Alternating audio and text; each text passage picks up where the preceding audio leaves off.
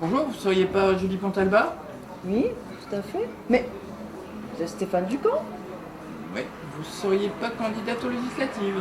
Oui, tout à fait. Et vous? Vous êtes mon suppléant? C'est ça. Écoutez, asseyez-vous. On va prendre un petit café?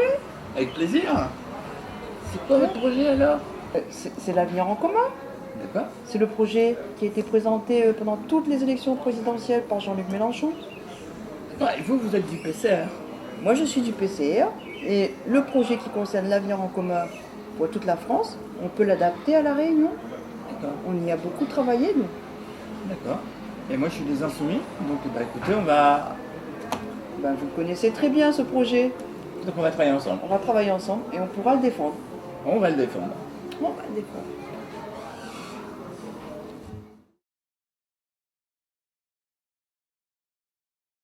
Julie, Oui? tu voudrais pas me parler un petit peu des retraites? Pourquoi tu me poses cette question? Je sais pas, j'ai senti qu'il y avait un petit malaise avec les petites retraites, les planteurs, etc. Oui, effectivement, c'est même un gros malaise actuellement. Il y a des retraités qui touchent 200 euros, par exemple. C'est grave, hein? C'est grave. Oui.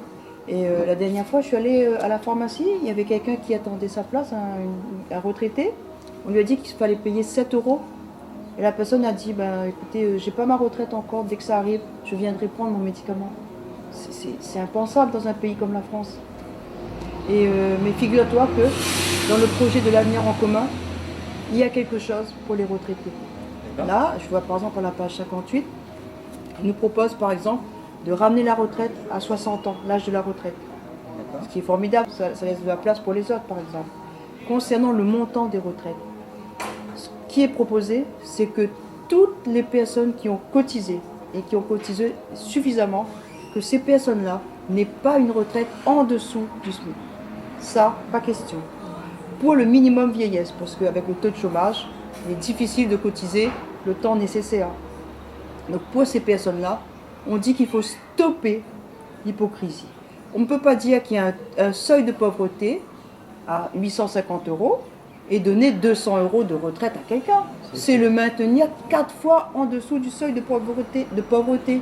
Ça veut dire qu'un grand pays comme le nôtre laisse ces personnes âgées, les personnes les plus fragiles, dans la misère. Donc ça, c'est pas possible. Ce qui est proposé, c'est que ces personnes-là aient au moins 850 euros, qui est le seuil de pauvreté. C'est bien quand même. Ça peut faire avancer les choses. Ah, ça peut aider beaucoup de personnes, je pense. Et ne pas laisser nos personnes âgées, nos aînés, dans la difficulté. Ouais.